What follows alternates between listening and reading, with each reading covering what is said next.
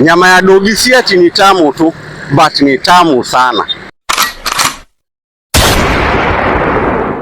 Guys, history ilikuwa tamu hadi nikaambia Cynthia, hold on, wacha nioge na nikule kwanza ndio unipigie story nikiwa nimeoga, nikiwa ni msafi na nimeshiba. Welcome to Funny Stories podcast guys. My name is Architect John Saifi and asante sana for being here. Yes, you heard me right. Nyama ya dogi si ati ni tamu tu, but ni tamu sana. Okay guys, so it happens that I meet Cynthia through my other friends. So she becomes a mutual friend. Tumeketi pahali mastori hata sijui tulifikaje kwa nyama ya umbwa. Ndio Cynthia akashuka kaniambia, mimi nishaikula nyama ya dogi. Na si mara moja ama mbili ama tatu. Na ni tamu lo aje sasa. Okay. So by then Cynthia was a student at Kabianga University.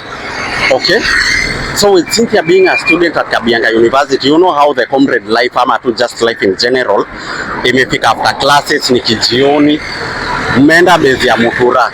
So apparently kwa mtaa yao huko Kabianga huko kwa mahostel, kwa mtaa kulikuwa na jamaa moja anauza mutura tamu. Yani mutura tamu, yani ilikuwa gani ritual. Ikifika tu jioni weenda lazima uende kule mutura.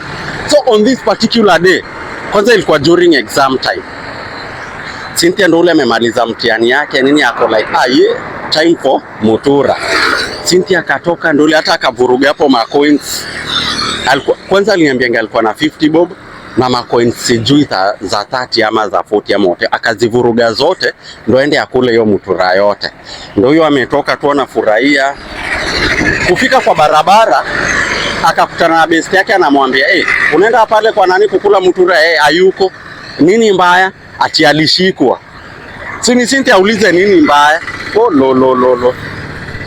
Ati alishikwa now the mutura supplier, the mutura seller. Ati asubuhi kuna jamaa alimshika akizika kichwa na miguu za dogi.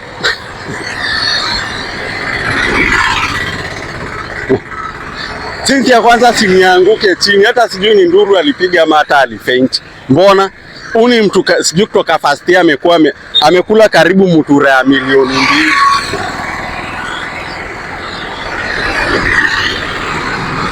Hata ukitapika utatapika hizo zingine zote ulikuwaga Sasa kitu ilikuwa fani hadi nauliza Cynthia, hata wachana na hisi penye ulijua ni dogi. Hizo siku zingine ananiambia kitu ilikuwa tamu John, unasikia hata nilikuwa nimechukua pesa yote yani. So guys, tuambie kama uchekula nyama ya dogi ama nyama ya simba ama ya nini in the comment section tujue. Na kama uchekula nyama ya dogi, is it true ni tamu hata kushinda ya mbuzi ama ya ng'ombe? Thank you so much for being here and until the next one. Bye bye.